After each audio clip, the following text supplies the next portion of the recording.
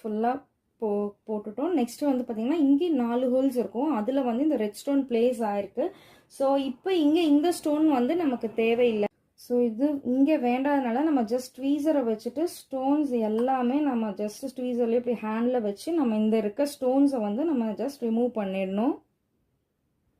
இப்போ பாருங்கள், இங்கேருந்து அந்த ரெட் ஸ்டோன்ஸை நம்ம ரிமூவ் பண்ணிட்டோம். ரிமூவ் பண்ணிட்டதுக்கப்புறம் ஆல்ரெடி நம்ம செஞ்சு வச்சுருக்க டிசைன் இருக்குது பார்த்தீங்களா, அதை எடுத்துட்டு இதில் வந்து இந்த கார்னர் ஸ்டோன்ஸ் வந்து இருக்கும்.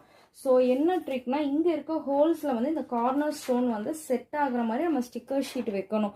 ஸோ அப்போ தான் இந்த டிசைன் வந்து பர்ஃபெக்டாக வந்து கரெக்டாக அந்த 2 டிசைனுமே வந்து மேட்சிங்காக வரும். ஸோ அதுக்காக தான் இந்த கார்னரில் ஸ்டோன்ஸ் வந்து நம்ம ப்ளேஸ் பண்ணுறோம். ஸோ ஒரு ஹோலில் நீங்கள் வச்சுட்டாலே போதும், 4 ஹோலுமே வந்து நமக்கு ஈக்குவலாக மேட்ச் ஆகிடும்.